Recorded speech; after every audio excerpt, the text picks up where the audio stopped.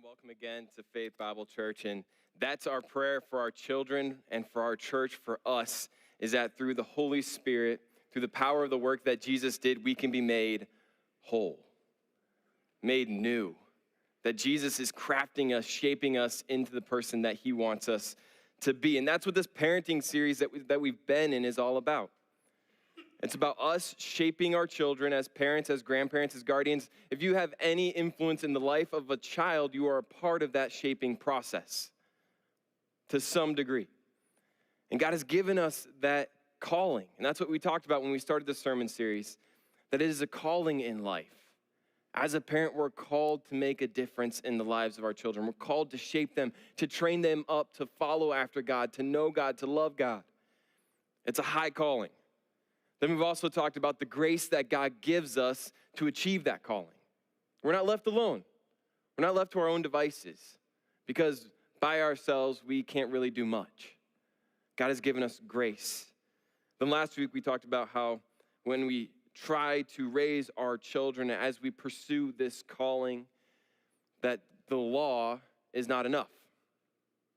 As we try to change someone else's heart, we can't through the law.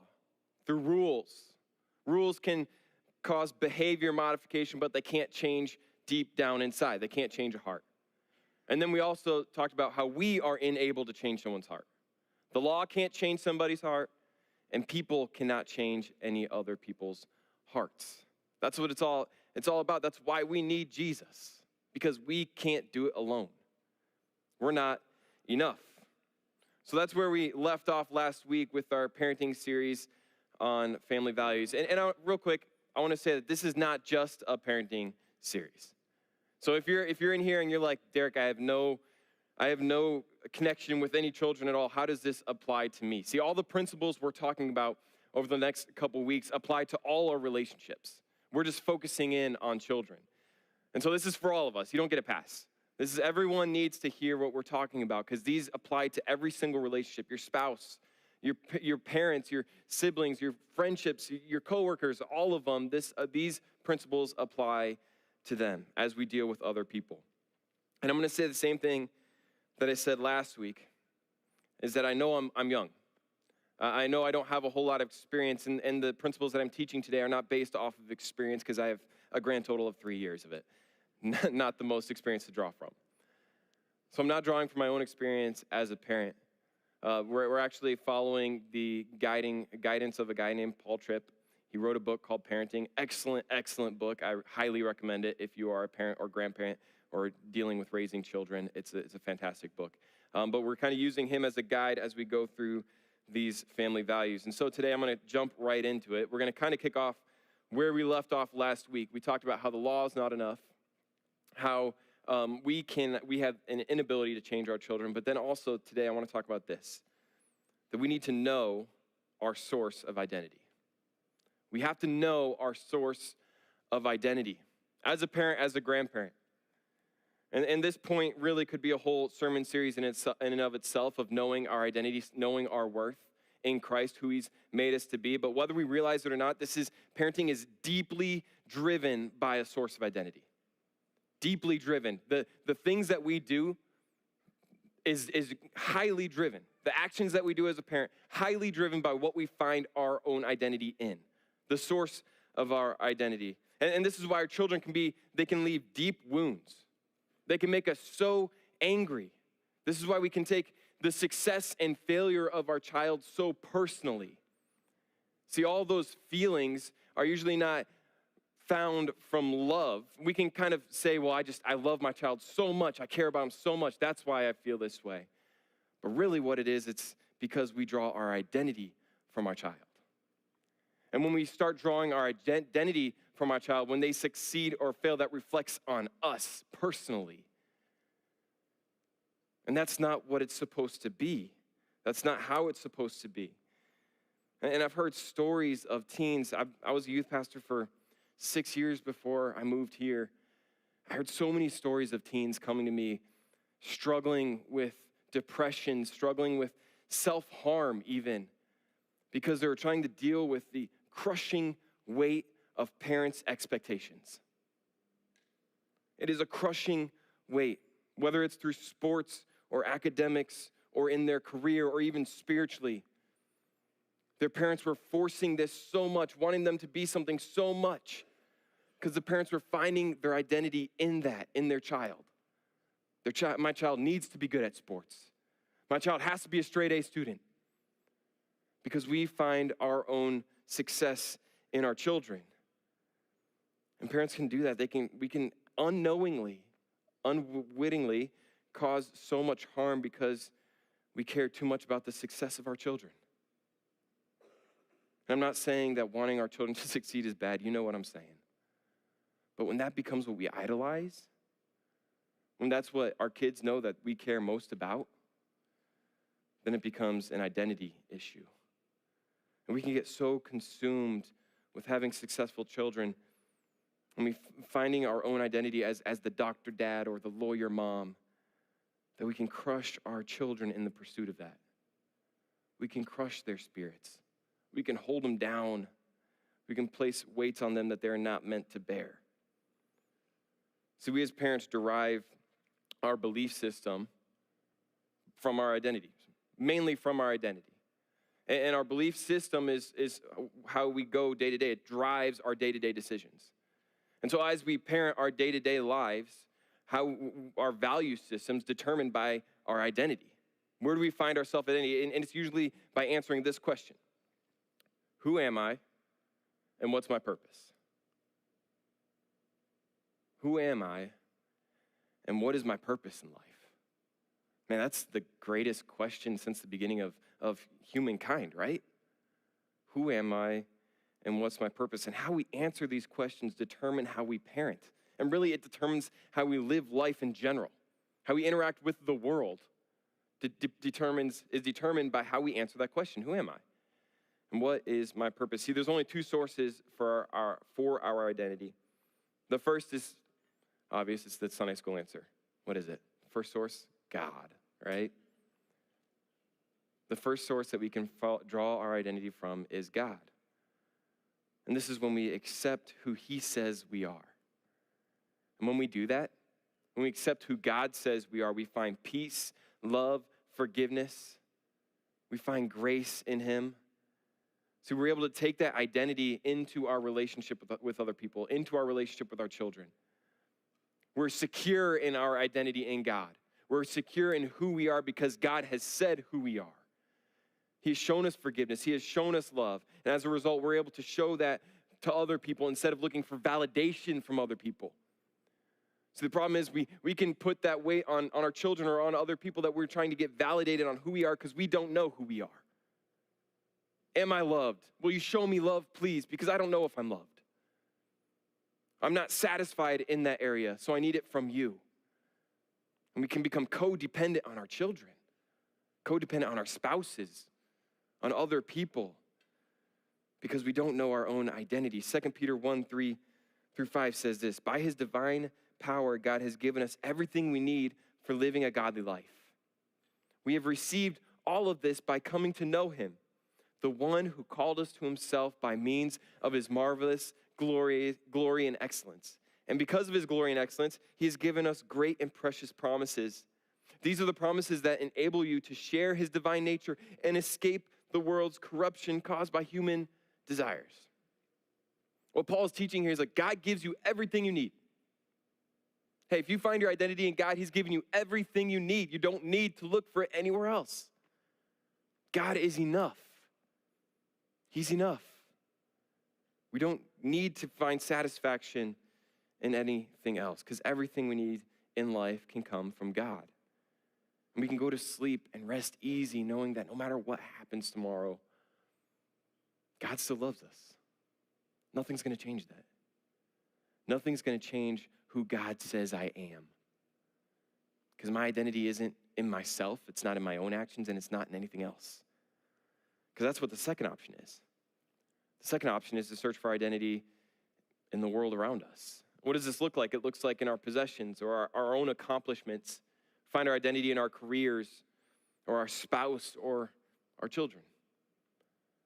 We're looking for our identity somewhere. Maybe it's a collection of all of those. This is who we sum up who we are. And the problem is that God didn't design us to be satisfied with those things. So what does that leave us with? If we're searching for an identity to satisfy us, and we're not searching in God, we're searching in everything else, then we're never going to be satisfied. So it leaves us frustrated because we're putting this weight and responsibility on things that aren't designed to do that. Our spouse is not designed to satisfy your identity. Our children are not designed to do that for us. And it can lead to a lot of frustration, a lot of hurt. 2 Peter continues, Peter teaches about this, and he says this in verse 8. He says, the more you grow like this, talking about knowing that everything you have comes from God. He says, the more you grow like this, the more productive and useful you will be in your knowledge of our Lord Jesus Christ.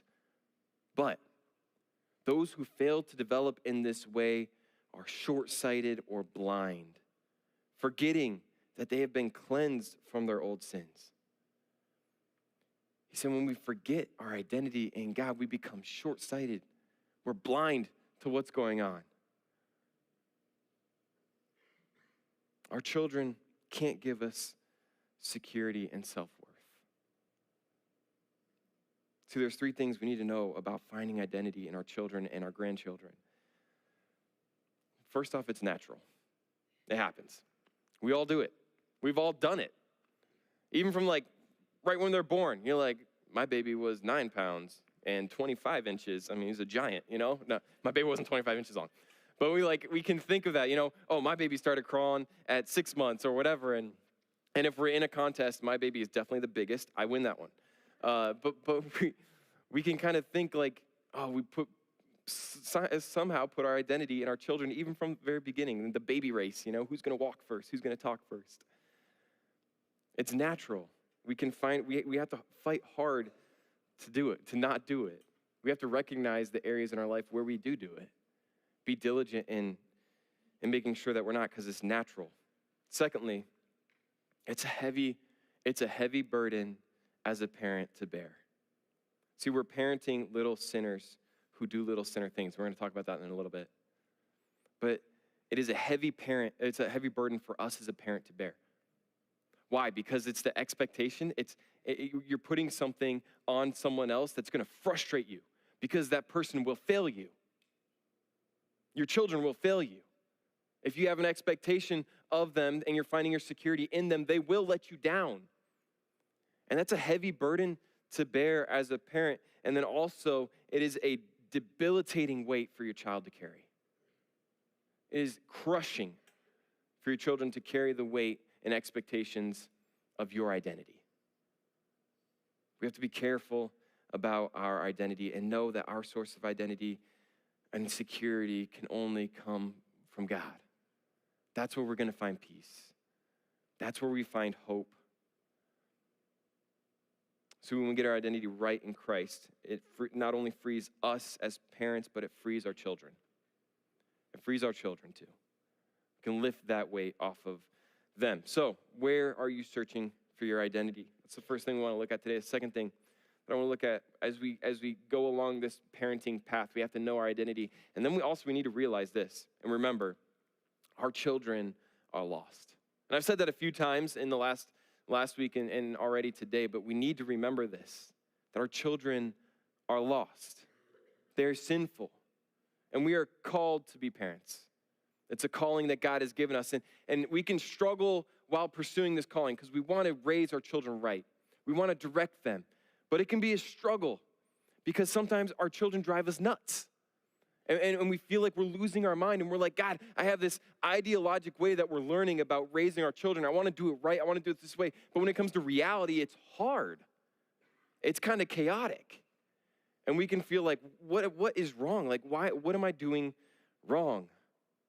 See, this mindset can help us when we're in those dark trenches, when we're going through it. Because we need to remember our children are lost. We're dealing with rebellious children. It's not just the bad behavior that we're dealing with, but it's what causes the bad behavior. We're not just dealing with symptoms. And we can be tempted as children just to try to correct. As parents, we can be tempted to try to correct just the bad behavior. But that's not the problem. It's what's causing the bad behavior. It's a symptom of a greater issue.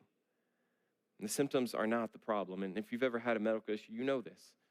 And I was dealing with some stuff with my ear, and I was just like, for like last year, I didn't really know what it was. It's like a little bump right here. And you know, of course, my wife is a little bit of a hypochondriac. She's like, you know, you got to go to the doctor right now. It's cancer. You're going to lose your ear. And then she didn't really say that. But I was like, you know, putting it off. And I was just dealing with the symptoms and, you know, sleeping on the other side of my head and taking pain meds because it hurt to touch and all that kind of stuff. And then eventually Kirsten she actually set up a doctor's appointment and all that stuff for me because I just hate the doctor. And eventually they kind of went in, they fixed it, they cut it off. They're like, no, it's fine, you're good. And the pain and all the other symptoms that were going along with it went away. The problem was, like, for over a year, I was just dealing with symptoms. It was symptom management and not getting to the core of what the problem was and cutting out the problem. And as parents, we can get stuck dealing with symptoms sometimes instead of remembering that mindset that, no, this is a symptom of something that's really going on deeper, a symptom of lostness, because our kids are lost. And as parents, we see the disrespect, we see the anger, we see the attitudes. That's all the visible things. And we're just trying to get our children to make it through life. And I feel this way. I'm just trying to get my child to make it through life, surviving not only on applesauce. Like, Gwen is 50% applesauce. Like, that's all she eats. And it's like, can you just eat like a piece of real food one time? And we can feel like this. We're just dealing with these symptoms. We just want our kids to obey. But the problem with this is when we just treat the symptoms, we can settle for outward obedience and forget about the deeper issues. And maybe you're frustrated because you feel like nothing can help your child. You've read every book, you've tried every tactic, and you feel like everything you do is just a shot in the dark with attempts to deal with it. Because you're dealing with a root condition, not just symptoms. What is the root condition? In Luke 19:10, Jesus tells us what the root condition is, because that's why Jesus came. He says, for the Son of Man came to seek and to save those who were lost. See, we'll never really understand our calling as a parent until we understand that our child is not just disobedient or stubborn. They are lost. They're lost. We need to remember that. And I'm going to say it a lot because I think we forget it. We get stuck in the here and now of dealing with the symptoms that we forget that our child is a lost soul. They need Jesus. They're lost, and we can't just manage symptoms. And lost people, guess what? They act like what? Lost people. And that's what our children are going to act like. And I've met many people who have struggled with medical illnesses and have come to me, and they said, Derreck, can you pray for healing? I've been to the doctors. They don't know what's going on. They can't tell me a reason. They can't find out what the root cause is for all these symptoms that I'm dealing with. Can you pray over me? Can we find some healing? And so instead, what they've been doing is they've just been giving me medication to deal with the symptoms. But they have no clue what's really going on, what's causing all this. And this is where we can find ourselves as parents. We can end up in the same boat. Man, all these problems are going on. I just need help with figuring out the problems. I don't know what's causing all of these. And we can just end up medicating the symptoms instead of going after the root cause. See, and like someone who's suffering from a medical condition, there's good days and bad days. Parenting, there's good days and bad days.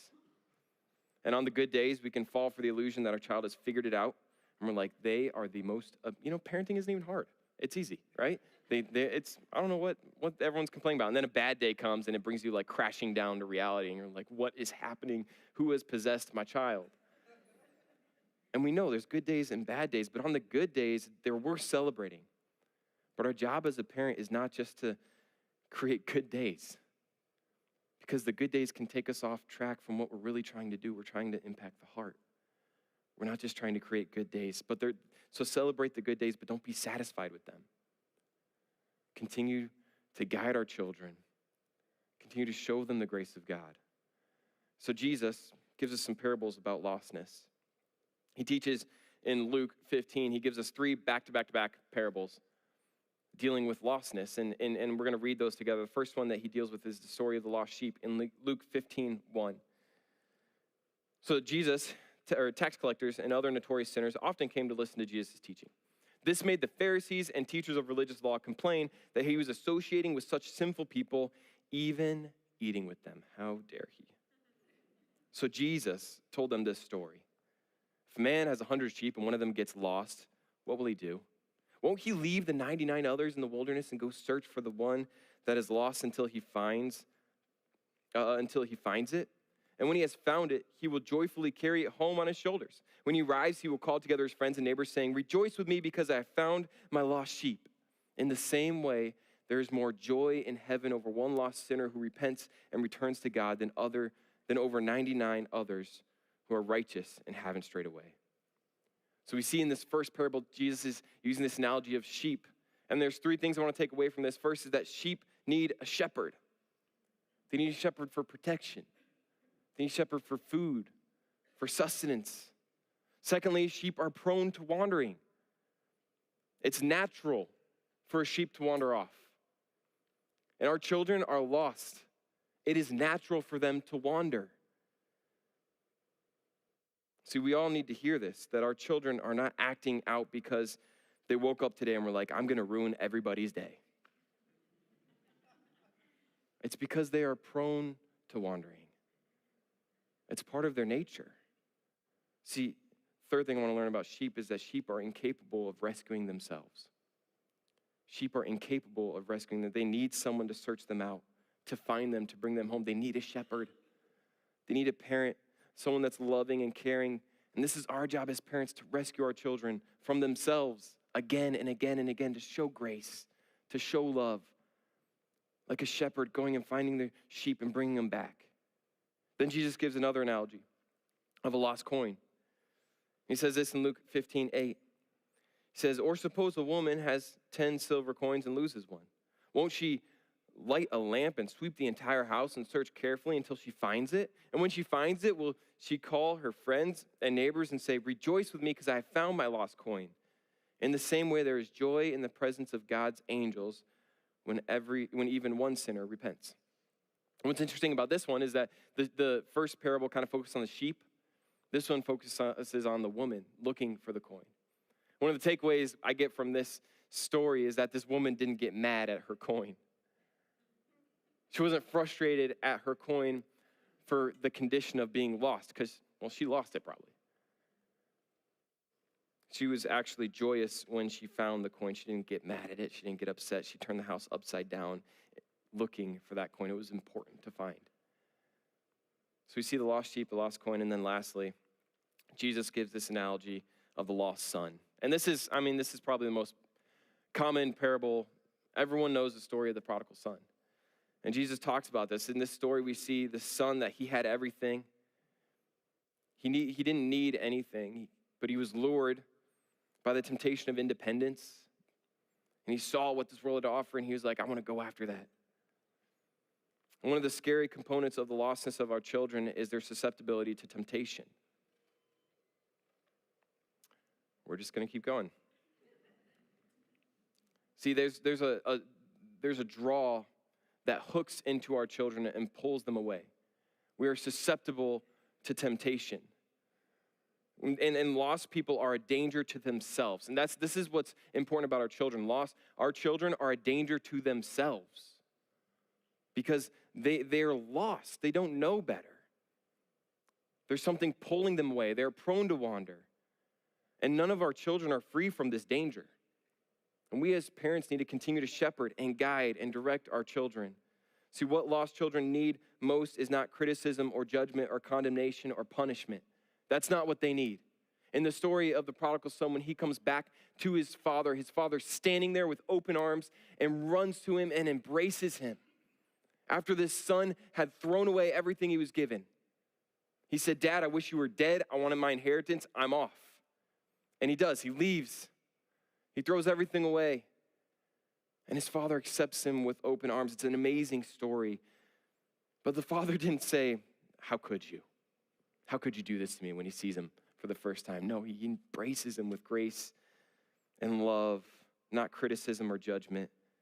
And it doesn't mean that we don't hold our children accountable for the choices. That's not what I'm preaching this morning. It doesn't mean that they don't need rules or discipline. Our children do. They need to be protected from themselves. It's an important role as a parent to do.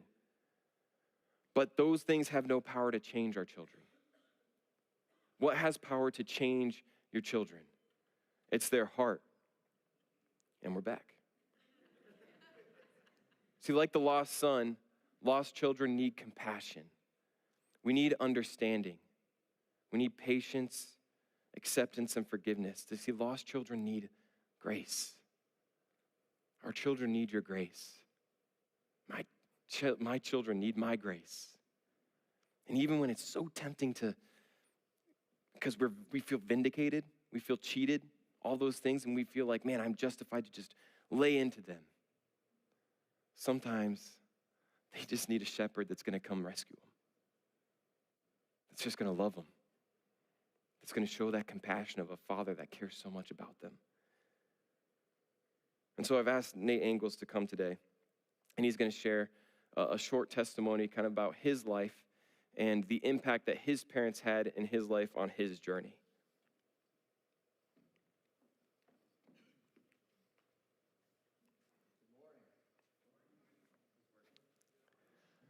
Hello? Okay, now you can hear me? All right. Good morning. So my name's Nate Angles. And this past week, I was actually at a conference where one of the speakers was talking about kind of your story. And if, you are most qualified to help someone that you once were. And I've always been embarrassed about this story. I've never given it publicly, but at that moment, I felt God telling me, like, okay, I need to give this story, right? And it's crazy because the very next day, Derreck asked me if I would. So this is weird. I don't know why I'm getting this way right now. But anyway, so here's my story. So I grew up in a Christian home. Pastor Terry's my grandpa. Pastor Tim's my dad. And, obviously, growing up in the church, I went to Awana, I went to youth group, and I knew God young, right? And so, I always felt like the pressure that Derreck was talking about, where, pressure to be perfect, basically. And going into high school, I was kind of that way for a while. Like, I did the right things, and towards the end of high school, I started kind of straying away, getting caught up in, alcohol, drinking, that sort of thing. Just really caught up with the wrong crowds. So basically, the story goes like this. In the story with my parents, in my junior year of high school, this is kind of the first time where I really put my parents through a lot, right? It was New Year's Eve, and I was out at someone's house, didn't tell my parents what I was doing, but we were out there drinking, and it got to the point where I was unconscious. And so the parents that were there called my parents, and all the other kids didn't want to get in trouble, so like, oh, we don't know what's going on. Like, we weren't drinking, we don't know what's going on. So they came, they picked me up, they brought me to the hospital, and obviously they found out that we were drinking because they took my blood and all that. And that was really the first time that, like, my parents came and pursued me, right? We went home the next day. I mean, I don't exactly know what my consequences were, but, I remember them praying with me, talking to me, like, trying to understand that I was going down this wrong path, right? So then that leads a little later on into college. And so I went to Whitewater, which is, kind of a party school. I played football. Again, got caught up with the wrong crowds, and a lot of drinking, a lot of partying, a lot of doing the wrong things. And this time, God really tugged on my heart and was like, you need to change. So after that first year, I went home, talked to my parents, told them everything I was doing, and they were praying with me. They were wanting to help me, right? That was kind of like what Derreck said, where it was my heart was trying to change, but I just kept, pursuing the wrong things, getting caught up with the wrong crowd. So the next year, I ended up going to a Christian school, and I was like, okay, I'm going to go into a better environment. I'm going to get around, Christian people. But again, found the wrong crowd there and ended up doing the same things at the Christian school, right? So, came home, told my parents prayed with me, and they were, like, okay, why don't you stay here? You can stay with us, go to school online, go work. And so that's what I did. And once again, found the wrong crowd at the work that I was at, right? I was going out to the bars, staying out late. Specifically, I remember, back to my parents, every night I would come home, my mom would be up and she would tell me, like, I can't go to sleep until I know you're home safe. She would tell me she would be praying for me. And I would just be brushing off like, Mom, you just need to go to bed. I'm fine. But that really stuck with me, like knowing that she was always waiting for me, right? And that leads to kind of like the biggest turning point of my life, which was a night that I was out too late again. I was drinking a lot, and I don't remember getting in the car, don't remember coming home. But I do remember waking up in the police station after I got arrested with a DUI. So the only people I knew I could turn to were my parents. And so I called them, and after all these chances they've gave me, right, they could have easily said, you know what, let him stay the night in jail, right? Let him, learn from his mistakes. But they didn't do that. My dad got in the car. He came, picked me up, and that was, a big turning point for me. So I remember going home the next day with them, praying with them, and really like wanted to turn my life around. So we went to, my parents. They didn't stop pursuing me. They said, let's go to Celebrate Recovery together, right? They came with me to that, which is, a Christian like addiction help, right? So they went with me to that. They prayed with me. They didn't stop. They didn't stop trying to pursue me and trying to get me to turn back to God. So, yeah. So, anyways, that's my story. And really, the main point is, without my parents constantly being there for me, showing me grace, wanting me to turn back to God, like, I wouldn't be where I am today. A couple of the guys that I used to hang out with, they're no longer with us because of the lifestyle that they pursued. And so, I just, grace of God gave me the parents that I have to be there for me, to pursue me. And that's my story. So thank you.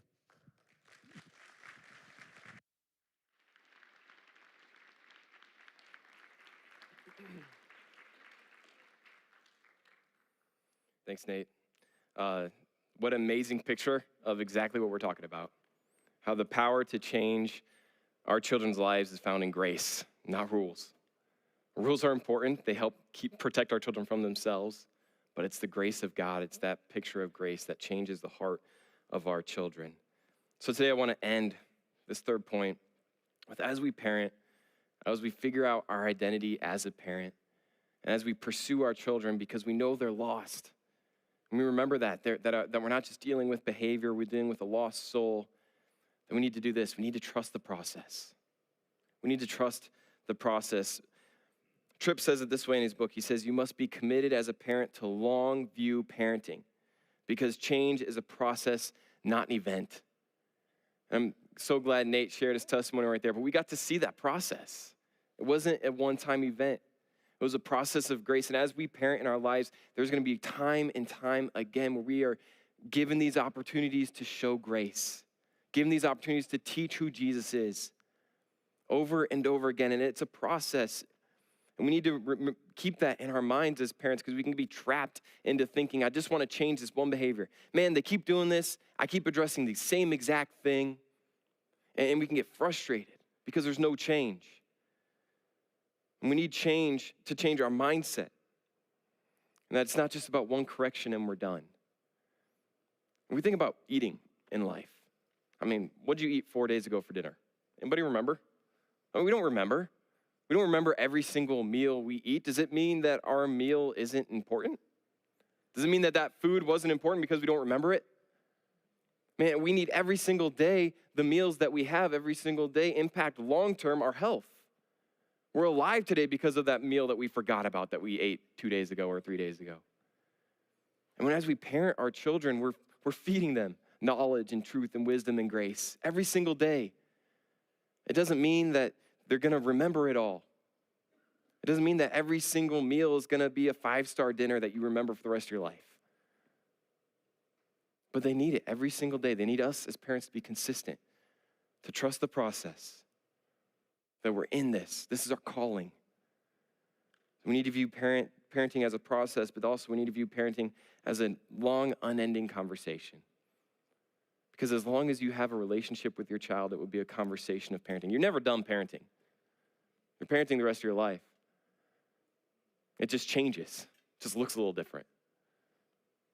We need to view parenting as a long, unending conversation and stop trying to focus so much on having change with one conversation. One conversation is just a part of a long, unending conversation. Then lastly today, we need to have a project mentality with our children. A project mentality with our children. And this is what I mean by that. It means that you know your child. You know your hang-ups that your child suffers. You know what's going to trigger them. You know what their issue is, and are we acting reactively or are we proactive in that? Because when we view our children as a project, we are preparing for those situations. I'll give you an example. With Gwen, I know I got to stop using her because eventually she's going to catch on.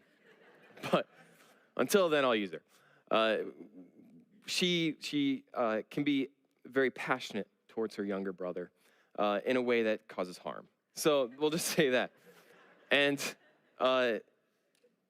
me as a parent, I know that this is a problem with Gwen.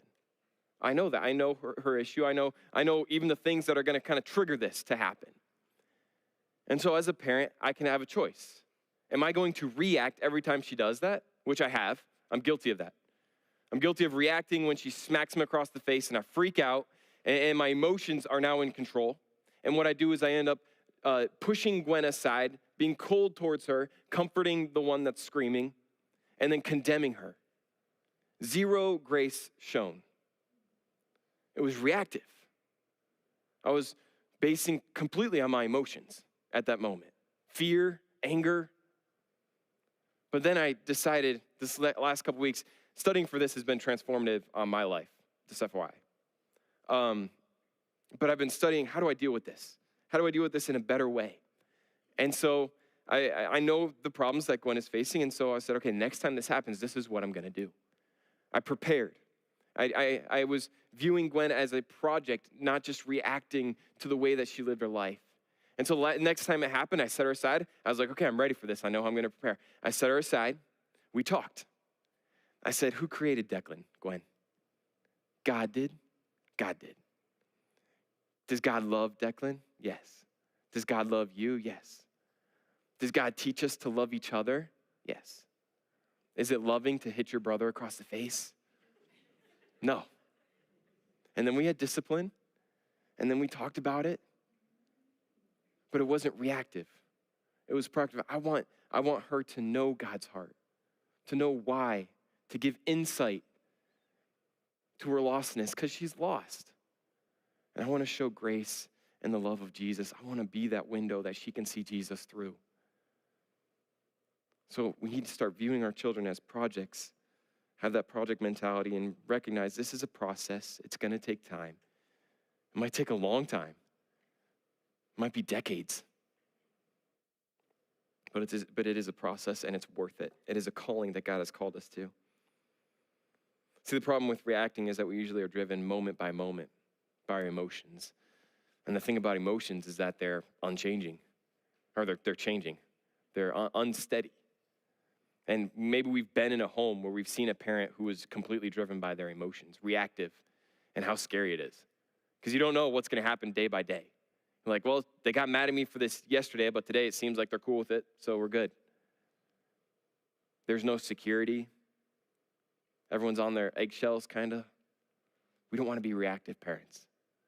and be proactive. So I want to close today. I'm going to ask 3 questions. Where are you finding your identity today? Where's your identity? Is it in God or is it in someone else, something else? How are you handling the lostness of your child? Are you focusing on behavior modification? Are you recognizing that as a soul that is lost and pursuing them with grace? Are you trusting the process today? Or are you expecting just one and done? Are you expecting overnight change? It's a process. So I'm going to close in prayer. And as I do, whatever area you're struggling in, I know I'm struggling in all 3. So, I'm going to pray for help in all 3 of those. This is a daily coming to God, asking for help as a parent. God, give me grace to know my identity is in you. Give me that security to know that you love me no matter what. I don't have to get validation as a parent. I don't have to get validation from anyone else because you validate me. Recognizing the lostness of our children and then trusting God through this process. Let's close with prayer. God, thank you so much for being a good father who loves us, who cares about us, who gives us all perfect gifts. They're from you. Thank you for being an example of what a heavenly father, what a good father is. And I pray for parents, grandparents, uncles, aunts in this room, all of us that have influence, especially on younger people.